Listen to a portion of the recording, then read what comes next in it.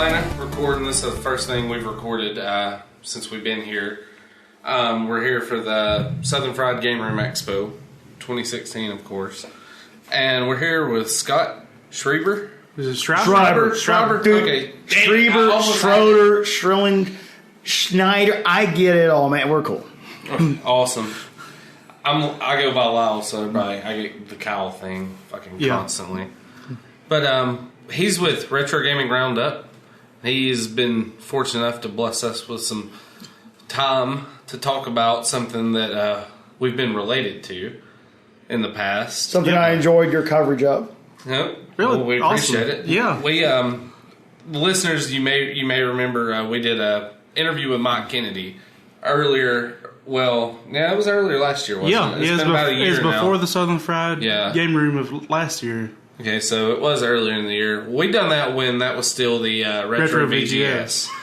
And we kept up, if you're familiar, we kept up with the whole thing the whole way through it. And I will readily admit that we were Mike's corner for most of the time, and I'll fully admit we bid it, full hook and sinker, and and we did for years, and like we were talking about earlier it was interesting watching from knowing the inside baseball, watching other people's opinions evolve, and there were so many that stood out, like Pat and Ian over CU Podcast. You guys and Picky Old Gamer, who I admitted, I've attributed stuff you guys said to him and stuff he said to you guys, because it's like when you're listening to there's a certain commonality there, and I think a quality as well, might I say. But there was other folks, and I always attribute this. I always say, well, Justin Bieber is famous, and when people that speculate, and now all of us are engaged in speculation. Everybody else. But, when people speculate on this stuff, some take it even strain, even if they're wrong, they're thinking it through, and as new evidence presents itself, they come around. And some of these other shows were just rambling off pure speculation that was, one, wrong, and two, was never corrected.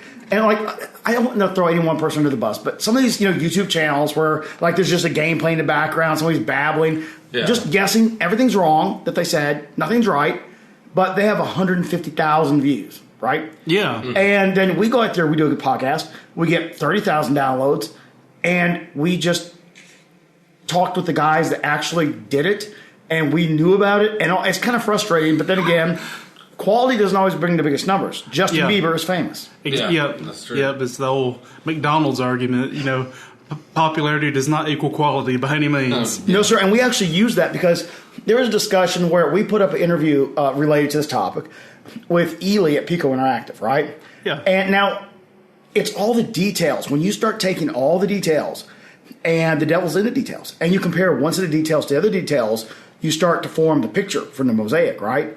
And he gave a lot of details about his phone calls and interactions. And Mike threatened him. He said, hey, you're still under NDA. He goes, man, no, you're a wacko, the hell with you, right? And he went public, even though he had signed NDA. Because NDA was invalidated. The moment was all crooked. But I remember we posted, hey, we just talked to Ely for 2 hours and 15 minutes. And he gave this mountain of details. And this person on Atari Age posted, oh, too long for me. I can put up with that. And it's like, oh, yeah, why would you get the actual facts from the guy involved? Why don't you go to YouTube and hear talking about for 15 minutes get it wrong? Yeah. So, I saw a lot of people on Facebook, they kind of got things right, but they had zero facts to back it up. So I was like, oh, that's just bullshit, because I see that all the time. People taking hearsay and just spiraling that shit way out of control, a lot of it, too.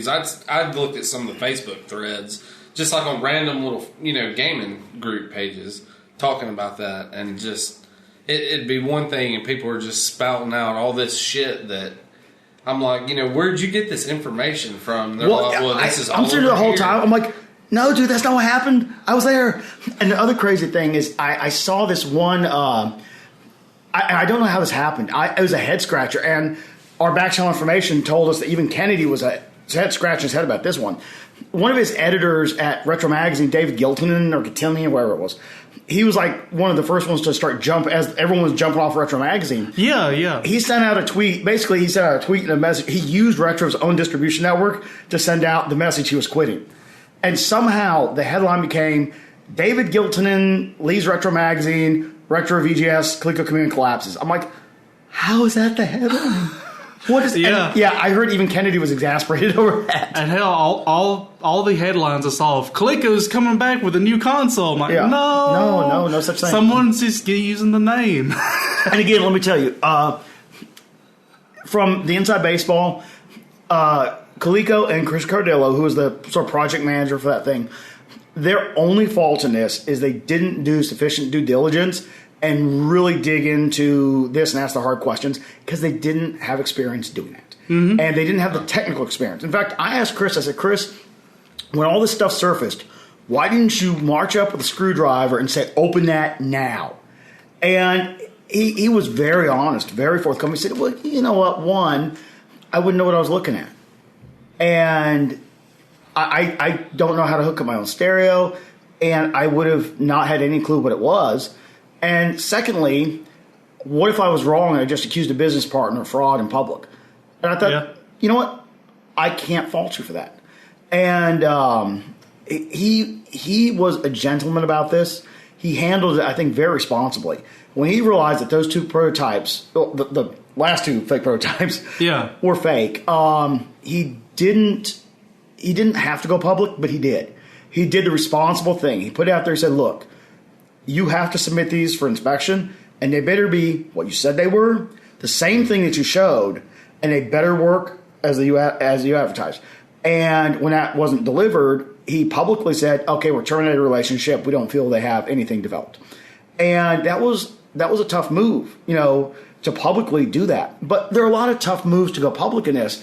Again, for Chris, it was, our reputation is getting unfairly damaged by our association, so I'm just going to step up and admit how it happened, and I think people understand, and they did. Because do any of us, even though we call the Coleco Chameleon to this day, do we blame Coleco? No. And they're serious about bringing out a good product. They are nice guys, and they mean well. They were just too trusting, and now that they've been through the boxing ring, they're going to do things a little bit differently. But again, really super people. If you ever get Chris Cardillo on your podcast, he's a great guy to talk to, and just first class gentleman, very honest, and I think he's gonna do well, And one of the most offensive things out of the whole, one of the Mike Kennedy walls of text that was posted is when he said, "I am the only person, me, who lost anything at all." It's like you could have cost Chris Cardillo his job. Yeah. There was a lot of shit on the line when, with all of that. Made Pico Interactive look foolish. Made Gamester 81 look foolish. Damaged perhaps the ability of somebody else to launch a product in the industry. The owners of Game Gavel, from which he removed the original assets, were damaged. A lot of folks were damaged in a lot of ways. Retro Magazine as a whole, anything he was associated with took a hit. Even though we're small fish, because we were in his corner, we look like idiots. I'm not afraid to say I was an idiot, because we all can be. We were kind of oblivious about the whole thing at that point in time, because you weren't there. Looking back, it was one of those things at the beginning. It's like, this is possibly too good to be true, But and that, of course, that's the way it turned out. But you know what Chris Cardillo told me? He said, I just feel, and I don't want to misquote him because but the gist of what he said was, I just feel like a fool, And I said, Chris, don't feel bad. I gave this guy money. And now, if you go and read like the Atari Age forum, one of Mike's dishes at us was he refers to me as a small minority shareholder for a minimum amount of money that doesn't matter. That can also be paraphrased, I might add, as the only person other than immediate family that gave him money for his business and bought shares. Oh, man. So is that how you repay? Yeah, that's messed up. But, if I can give you guys a little bit of a back picture of why you could get fooled, right? One, Mike, he's a good salesman. Yeah, he's charismatic. He is, and he knows how to make you believe that he really has a passion for something. And he's the kind of guy that psychologically puts his arm around your shoulder and goes, "Man, it's me and you. We're going to do this thing, and it's us against the world. We're going to make this thing succeed." And then later on, you find out that it's not quite that way, but there was a humanity to Mike. And I think not many people have touched on this because they didn't know him. And if I'm speaking like somebody that is no longer with us, it's because I honestly feel like I am. We knew this man for years. I mean, he was a founding member of our podcast. Mm-hmm. Before that, I dealt with him on another show. We knew each other for years. And he was sort of a goofball, and there was a great, like I said, great kind humanity about him, where I remember two things I can sort of tell you that would explain how you would love a guy like that, as a friend and like a brother. And it kind of reminds me, like I was telling you about the Goodfellas scene where they were talking about, we only ever vacation together. We went to the islands together, Vegas together. Yeah. That was us. I mean, we were, they had been guests in my home. I've been guests in their home. And this is like an intimate family kind of relationship, And so we were,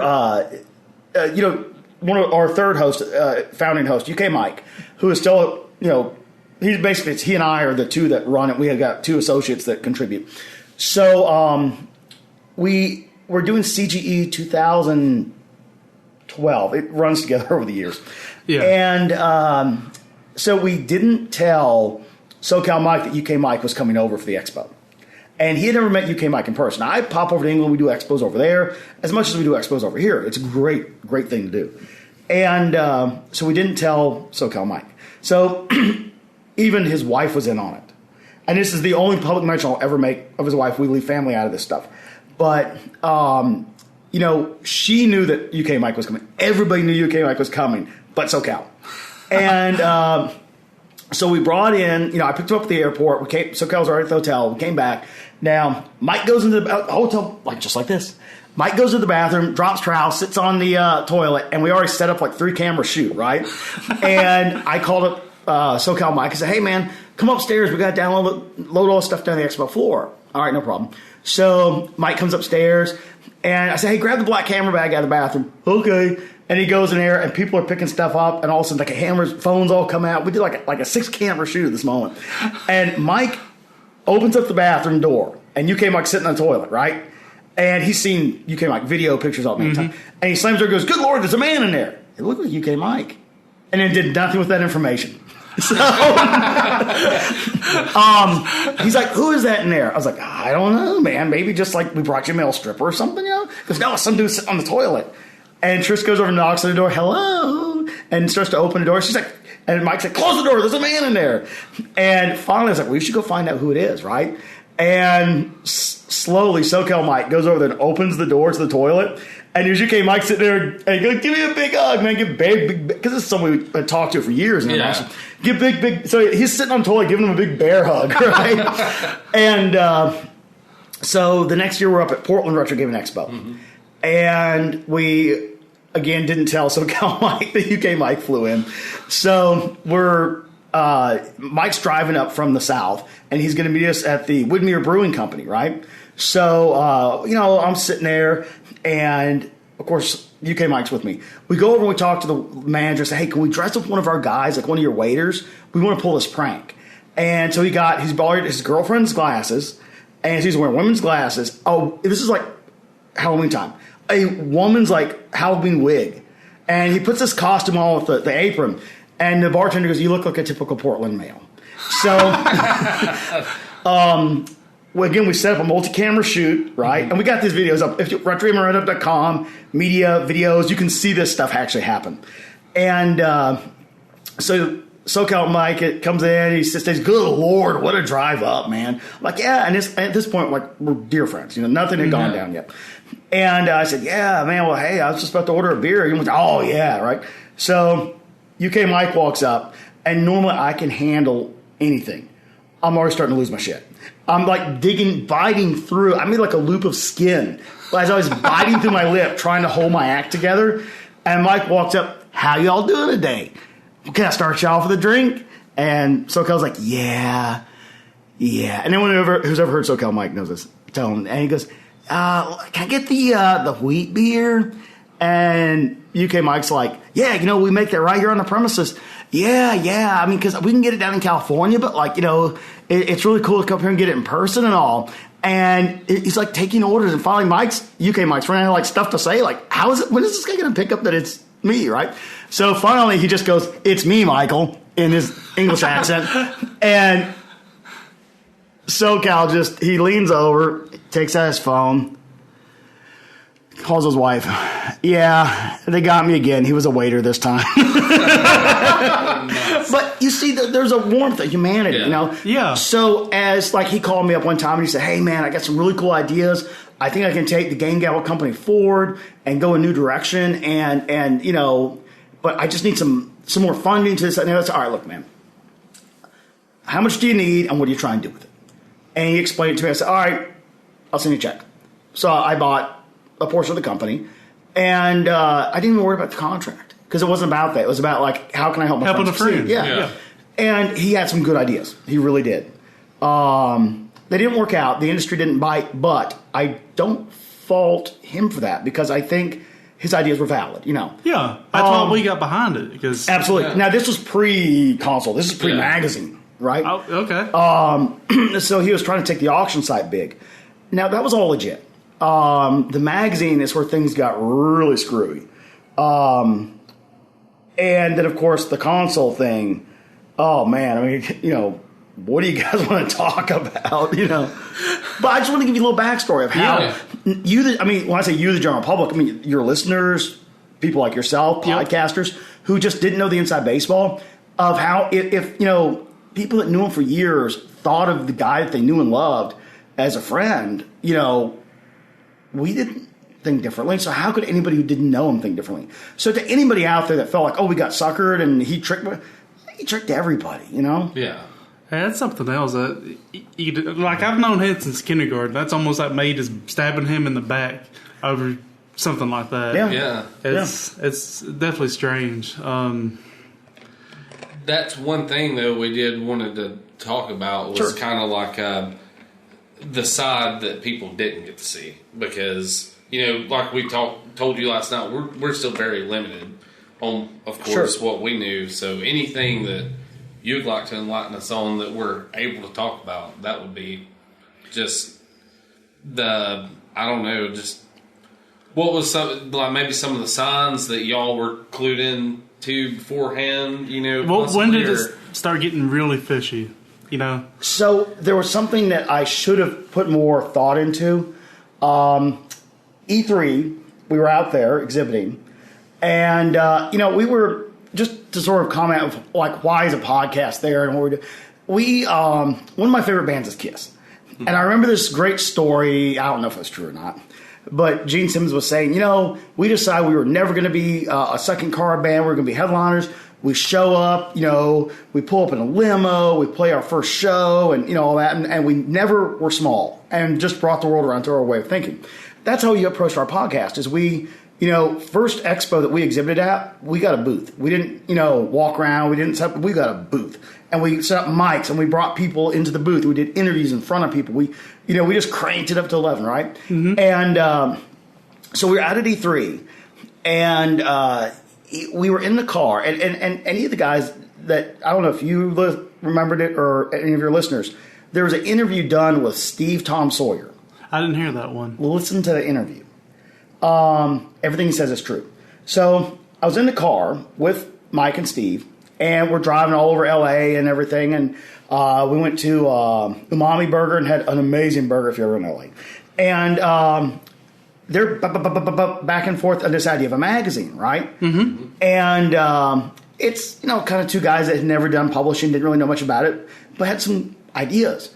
And they were like partners. I mean, we're going to go out there and create this thing, right? And then the Kickstarter comes around, and all of a sudden, Steve just stopped getting calls, just stopped getting emails, just was, all of a sudden, Mike's doing a Kickstarter with a magazine, their magazine. No shit. Yeah. And the people that were brought in to replace him were never told about his role. It was presented as an original idea. So, and Steve Sawyer, he may be many things, but he's not a liar. He's a weirdo, and I'd say that if he was sitting here, because he is, but he also has some like impulse issues where he actually made death threats against Mike. But if you think about it, Mike stole the project they co-developed, right? Yeah. So he was mad. Now, he took it to an unacceptable response that, the police were at Mike's house. They were, concerned about his safety at E3 because someone made death threats. Yeah.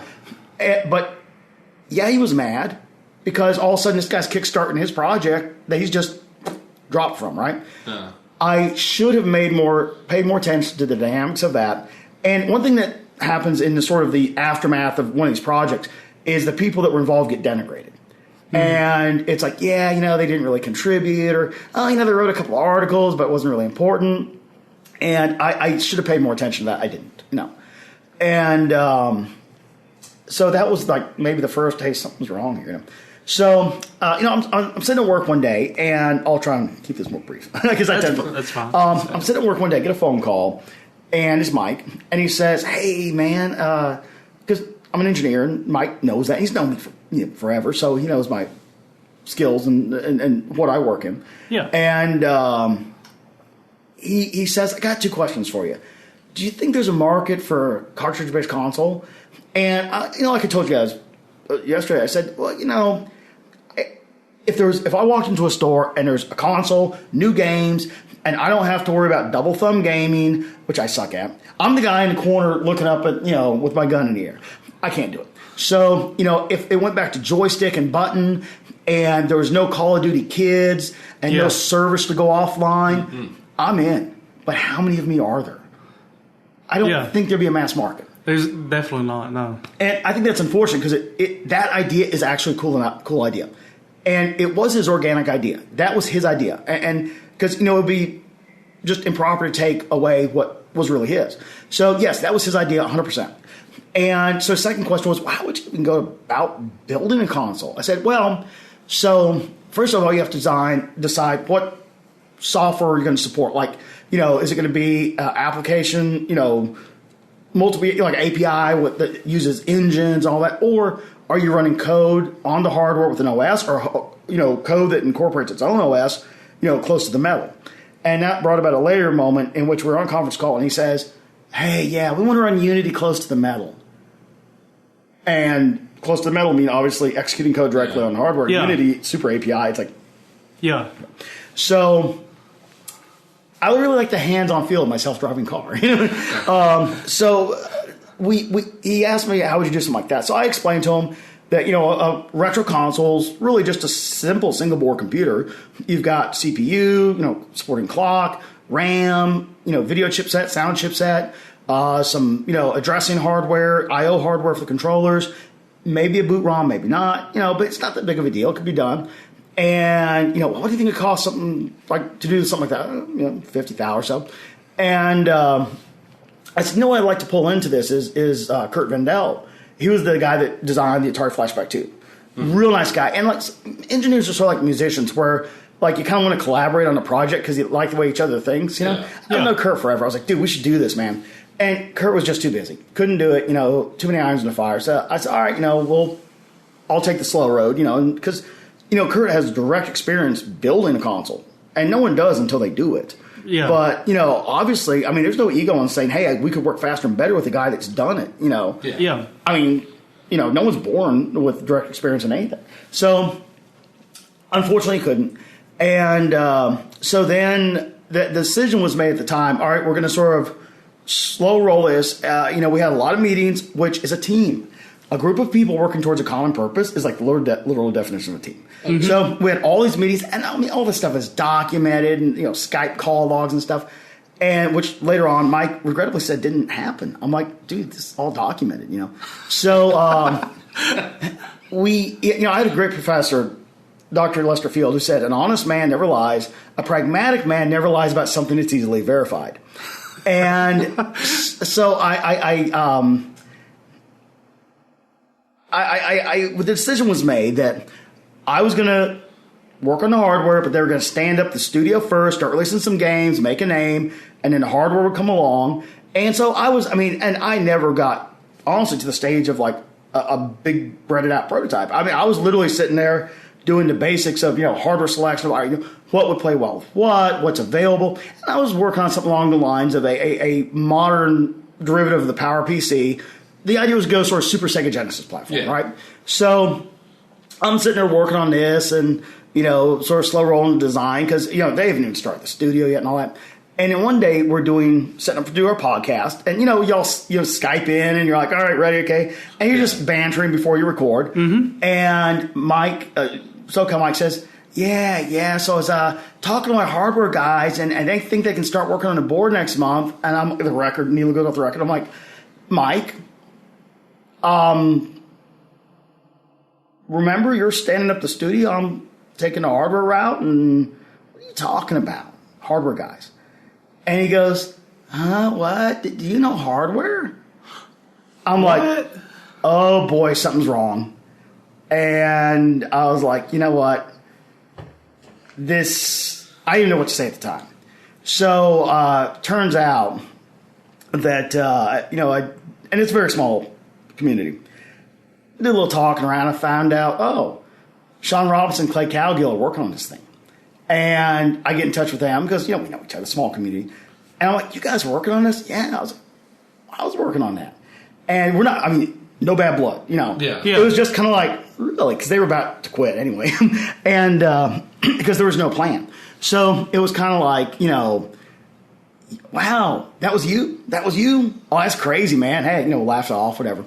And so we go a little further. They walk off the project. And that comes around full circle later. Mike posts on Atari Age, I had Clay Cowgill design hardware until he had to regrettably bow out. Hey, Clay, what can you say about this, right?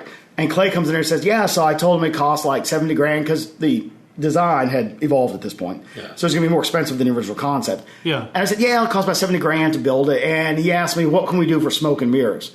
And he's like, well, I want nothing. There's no document design, no statement of work, no scope study, nothing. Just a lot of talk, and then, he asked for smoke and mirrors. So Clay goes on Atari and says, he pretty much asked for smoke and mirrors. I said, I don't do that. I'm off the project, right?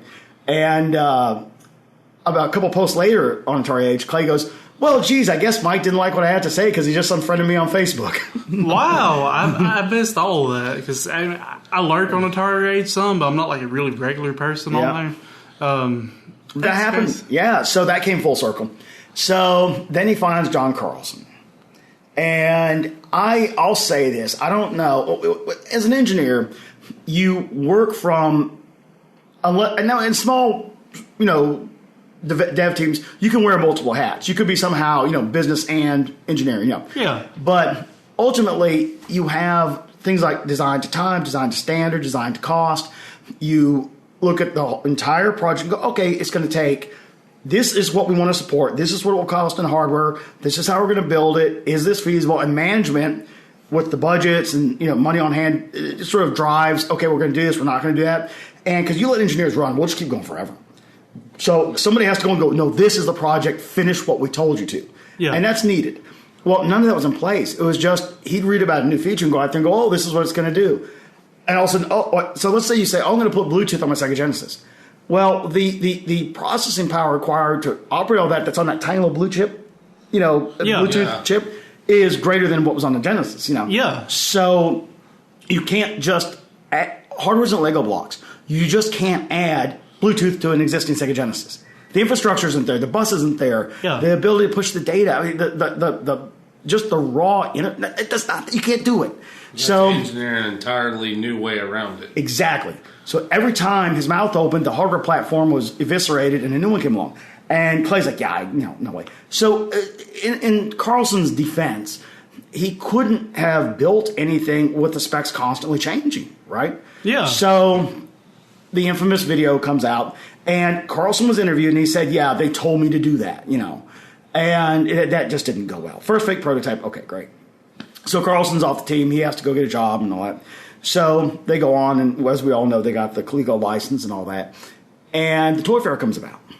And we all know what happened there. Yeah. That was the first thing, I think, where me and Brandon actually kind of were getting clued in on the whole. I mean, when I first saw the video, like we recorded while all this stuff was being said on Atari Age about what that was. So we didn't see it while we were recording. So we came out in his defense because I saw a couple of people saying, well, it's probably an SNES in there. I'm like, why would he do that? I'm thinking what through the hell an SNES looks like. Well, see, we do stuff like, he said it's a core FPGA running a custom core.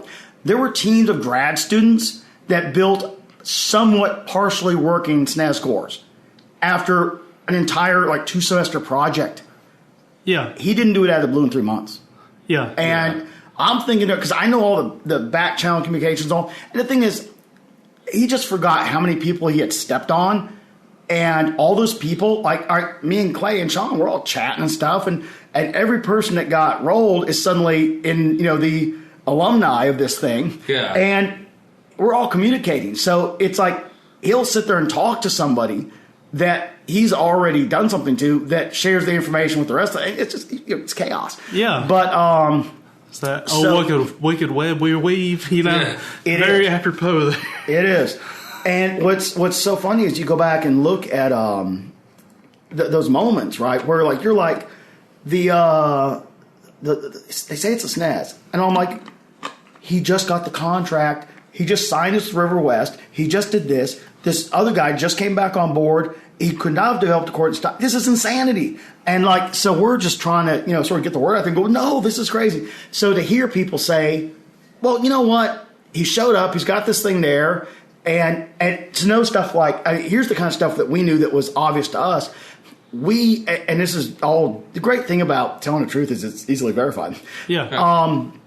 We reviewed the SD to SNES cartridge that Stone Age Gamer sent us, right? Yeah. He knew what that cartridge was. So he's sitting there holding one. There's video of him in the booth going, yeah, this is a custom cartridge that was developed for us that runs this, that, and the other, and it's SD to SNES, which was identified very clearly. Yeah. And so I'm like, yeah, Mike Kennedy knew what an SD to SNES was because, here's the podcast where we reviewed it. And then Stone Age Gamer comes in and says, oh, yeah, I just checked on my records. Here's their order. They absolutely got one from me and reviewed it. Wow. And so, how verifiable is that? Yeah. So to go there and say that, this is a custom thing that was developed by our hardware guy. You just lied to everyone. And got caught, Yeah. So I'm sitting there watching the video because, like everybody else, I was watching it that morning. And when the first picture goes up, and I already knew what was going to the toy fair. That was painful. And the first picture goes up, and people go, SNES and a Jag. I was like, okay, this is where things get fixed. And then there was question and debate. Now, I wasn't angry at people who concluded differently, but at the same time, I'm sitting there going, guys, no, the evidence is all there, but now that you guys have seen the thing, for the listeners that don't know, we actually got an up close look at a Coleco Chameleon. Yeah, we'll be posting on the prototype. website. Yeah, we got some pictures that we're gonna. Yeah, now I saw the original one in detail, and that is a 1-to-1 replica. No deviation of what was there. And as you can see, you pick it up, there's no gray area. Well, there's a big gray area. It's called the back of SNES. Yeah. But no, it's, oh man, and then when that died down and it was like the haters and the people trying to ruin it, and we're official and we're serious and we have a standing, and, and I felt so bad for Chris at that point, And then when the DVR and the car came out, I'm like, a DVR capture card takes NTSC video, chops it up into MPEG frames, and it's sent to be stored on a hard drive. That's all it does. Yeah. Is there anything about that functionality that is remotely useful in a video game? No. No. Yeah. Wow. Yeah. The whole thing sucks because I like the idea behind it. That's the main reason me and him got behind it, because we're the type of people, we're the boutique market. We're the ones who would go buy it. And nothing like this will probably ever happen now because people are going to be like, that's another Coleco Chameleon. It's another retro VGS. Things like that do exist. Derek Dudenbostel has a system called the MCC 216, Multiple Classic Computer 216.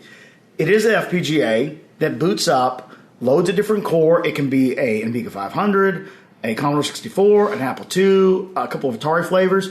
It's a great little unit, right? Yeah, so like it. It's already been done. I mean, yeah. And there's other, of course, Kevtris, Kevtris was a delight in all this. Because, he knew what he knew, and he was contacted to be, doing this or that and the other, developing stuff. And so he gave his 2 cents and said, yeah, this was pure chaos, shifting sand, nothing could have been built, and just decimated. He really was harsh on this thing. And, Kevtris is a field expert on FPGA emulation of arcade hardware and console hardware. And he was just devastating his assessment, And, at the end of the day, it's just so unfortunate. And when you look at all the different stories, right? Let's talk about, myself. Let's talk about UK Mike, Clay Cowgill, Sean Robinson, Kevtris, BTB, the Jaguar guy that was pressured into doing the campaign video without hardware and all that. Yeah, yes. Yeah. All these people, I could go on. They all have the same story. So what's the odds that that's the incorrect story and that the other story is true? Very slim, yeah. There's too much cooperation between all of them. Some people that knew each other, some people that never met, telling the same story. And that's why when we interviewed, two great interviews to go to is one that we did with BTB, we discussed with him.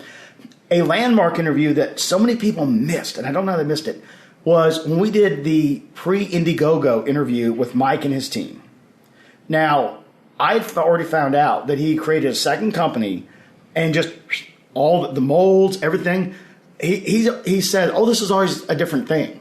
All right, if the company that launched the thing didn't exist until 30 days before the Kickstarter, and it was like a year and a half in development, how could it belong to that company? Now that you say that, up. And now you go on Atari Age, I posted links to the California entity numbers. All this, again, it's all public records. You can go and look and see Game Gamble, LLC, existed. This is when the Jag molds were bought. Did this company exist? No, it existed, LLC. Game Gamble, LLC, right?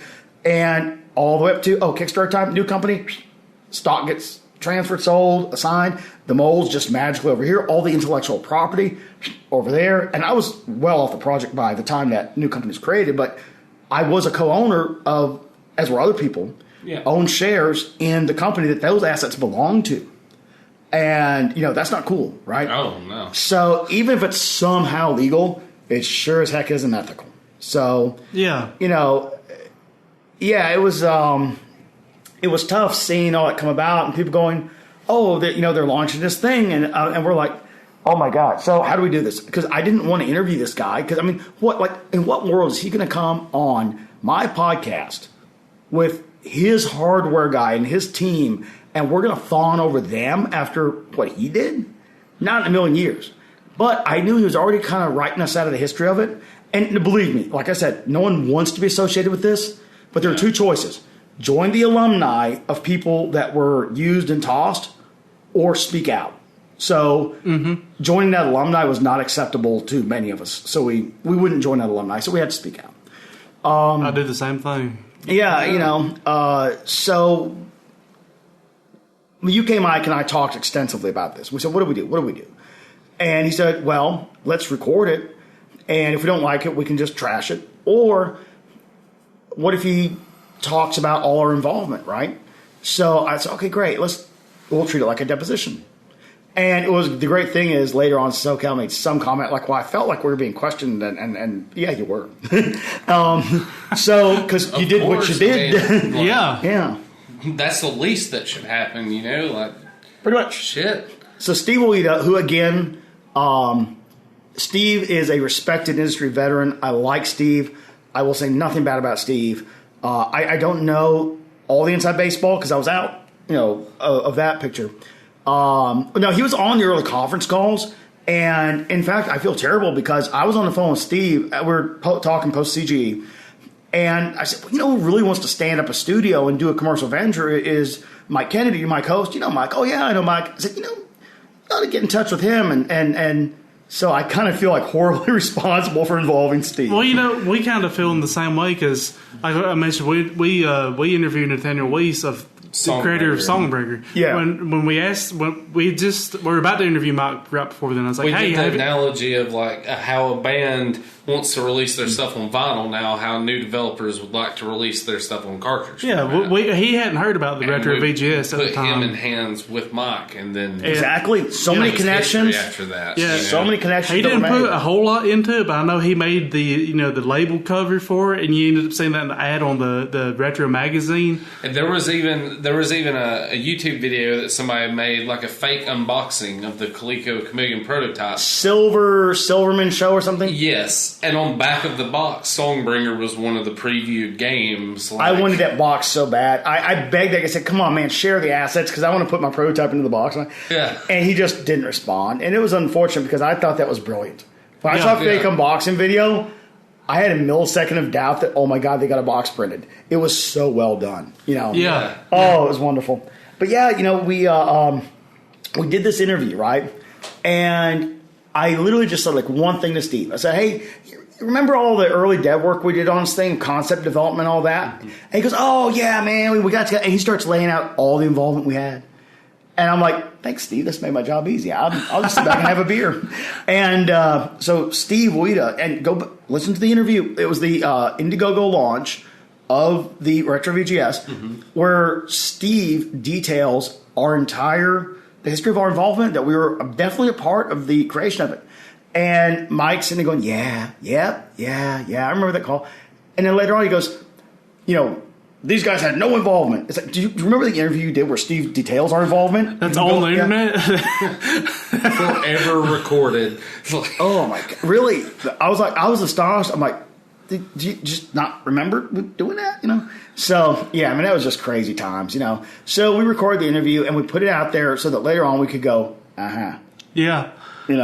And we can still do that. We can go, But, I think the thing that, out of all this craziness, Coleco came out pretty good, Yeah. They did the right thing publicly and responsibly.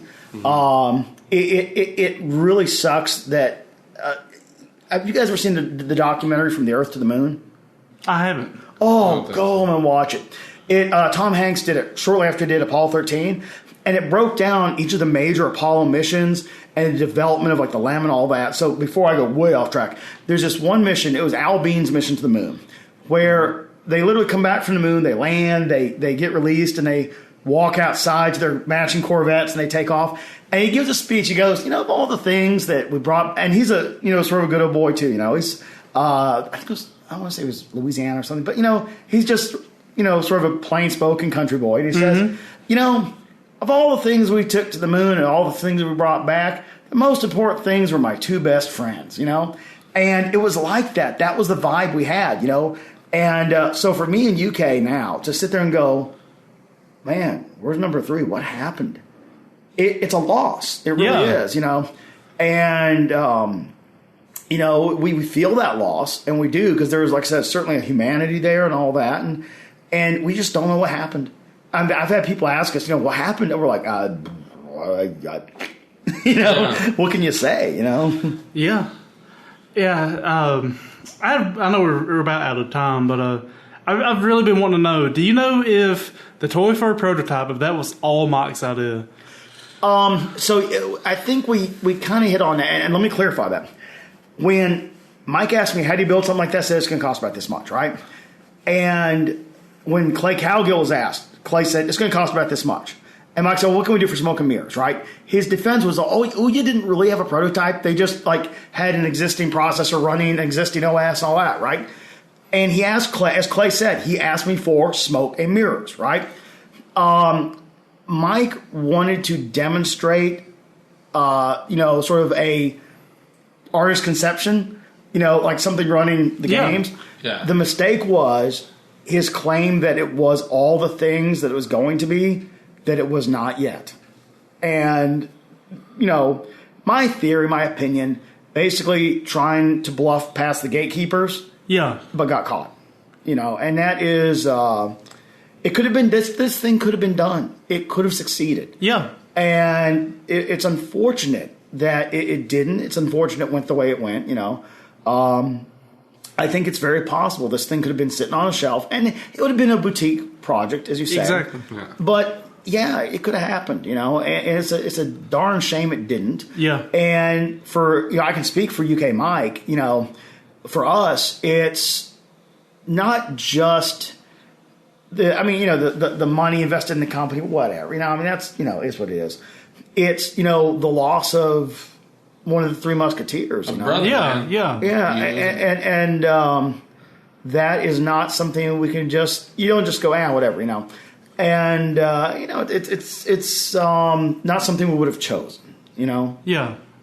I recall looking at that prototype. I was like, I don't want to believe it, but like, I'm not an engineer by any means, but it's obviously when you see a red flag, you realize. And I was like, I could have done a way better job of that, and I can barely use a soldering gun. Did I tell you what Chris said about that? Nuh-uh. Okay, because I couldn't remember I did. So, okay. So I asked Chris a question. I said, Chris, man, come on, when you saw that thing, and I asked Ely the same thing. So I said, Ely, when you saw that, why didn't you go running out of the room screaming, it's a Stas and a Jag, it's a Stas and a Jag? And, he gave his answer, which I thought was fair enough. I asked Chris Cardillo, I said, Chris, when you saw that thing, why didn't you go down to the CVS, buy a screwdriver, come back and say, open it? And Chris, he gave a wonderful answer. He said, well, first of all, I wouldn't know what I was looking at. Fair enough. And because, in all this, people kept saying, I'm not a hardware guy, but. Well, I can say, I'm a hardware guy, but I'm not, a business guy. I'm not, an artist. I'm not, Yeah. There's many things I'm not. So Chris Cardillo said, well, one, I wouldn't even know what I was looking at if the cover came off. And two, what if I falsely accused a business partner of something horrible because of internet rumors? I said, fair enough, And that was his thinking at the time. So if you wonder, Chris had to have been involved in it because he should have known. No, he didn't, And it's unfair to beat him up about that. And that's why, like I said, when Chris said to me, geez, I feel like a fool. I was like, well, I gave the guy money. So how do you think I feel, But yeah, so to any of the podcasters, YouTube channels who gave honest, thoughtful speculation and were wrong, well, there's good reason why. So it's not a mark of shame. It's, you live and learn kind of deal. Absolutely. Yep. So exactly. it kind of is what it is. Yeah. Well, I got one last question before we wrap it up. Sure. Do you think if the stars had aligned, Mike had pulled the long con and got all the funding he needed, do you think there would have been a Coleco Chameleon? Let me give a two-part answer to that. Okay. One, in all the craziness and all the things that were done, his original intent was absolutely to build a console. He never ever, and of all the things I could say about what he did, I will say this. He never intended to defraud the consumer. He didn't want to take money and not build a console. His goal... That's what I got out of it. And that's absolutely true. Now, would he, step on anybody and everybody and burn every bridge to do it? Yes. But ultimately, he wanted to get that console into the hands of people and that be his, thing, And so part A of my answer was his intent was to produce a console. Part B is if he had gotten, the entity, had gotten all that money, well, first, all the stakeholders that were involved in the various John Carlson was a stakeholder at one point. That ended unfairly. All the stakeholders that, us, and there were several Game Gavel shareholders that were going to go, whoa, buddy, hold on. That was purchased under our watch. And we would have come out and addressed that legally. Yeah. I think with the shifting sand of specifications, the lack of, experience of who to go, like, where you can go get a board fabbed, what's a bill of materials, what's pick and place, terms you never heard of. I don't think it would have come to fruition. And it would have been one of those things where the money, and again, it's just purely my speculation, but I think the money would have kind of just, and the intent would have been there to build the console. But I think the stars would not have aligned for that to happen. I got you. The intent was there, but the competence and the lack of honesty just didn't allow it. Yeah. So, I think for all of us, the takeaway is, one, even when you're dealing with friends, if it comes to business, get it in writing, do a contract. Because I'm working on some stuff now with some people that, I trust and I think are competent. And they're not just idea people. They're competent people. And I said, look, all right, guys, I hate to bring this up, but you remember this whole thing? Yeah, we're going to have to do this in writing. And everybody understood. And it's being done, documented in writing. And I think that's it's a necessary evil. Even if someone's feelings are too hurt because you said, let's do this in writing, you don't need to get involved. Do business with that. No. Yeah, exactly. Yeah. Yep.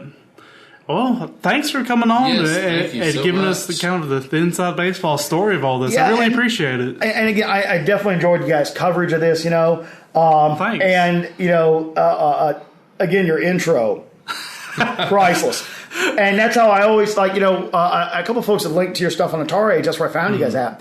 And I would, listen to it. And again, I totally constantly cross up you and pick your gamer. But I like both your styles and, the thoughtful content, and but that intro, every time I heard that, I was like, all right, start paddling. Exactly. We can't fight the redneck in us, so we got to embrace it. And like I said, I was, born and raised in Oxford, Mississippi, not too far away. Yep. And, so that was, I grew up in the same realm. I just didn't pick up the accent. I don't know why. I can't shake it for the life of me. I've tried so many times for everything. I don't know, most of our listeners don't know this, but I went through a lot of speech therapy as a child, so I still stumble and stutter and slur a lot. So this speaking alone for me is difficult enough, much less shaking this horrible accent. That makes me sound so ignorant. I never had it. I don't know how to explain it because I remember I was sitting there, I was probably 8, 9 years old, and some, elderly, gentleman who had a very, very strong Southern accent. Yes. Well, I was in a barber shop. He was trying to say something to me. I'm like, dude, I got no idea. I'm sorry. And I lived there. I don't know what it was. I mean, my parents were from, out of state. Yeah. But still, you grew up in an area. You should probably pick up the local accent. But I was born there, but I guess I just never did for whatever reason. It's kind of funny, but it's a blessing. No. Actually, it's an advantage. And there's a fellow who I cannot remember who it is. He was associated with gaming, and he has a very strong Southern accent. And he said, there's this idea, this speculation that, Southern accent, subtract 20 IQ points, right? And he goes, so I use that every time to eviscerate the competition. Oh, that is genius. I'm just a good old boy, just a simple person here to do this, that, and the other. And y'all need to track your loops. And next thing you know, he gets the better of the deal, man. So, I don't even know what accent I have, if any. So, well, guys, look, so I got, unfortunately, that thing we got to do. So, again, a pleasure to be on your show. It's kind of funny after listening to it to, show up here and talk. I really appreciate it. Yeah, it's been great. It's been great. Cool. Well, thanks, guys. Thanks. Y'all be sure to check out Retrogaming Roundup. Yeah. And do all that stuff. And we will tell our listeners likewise.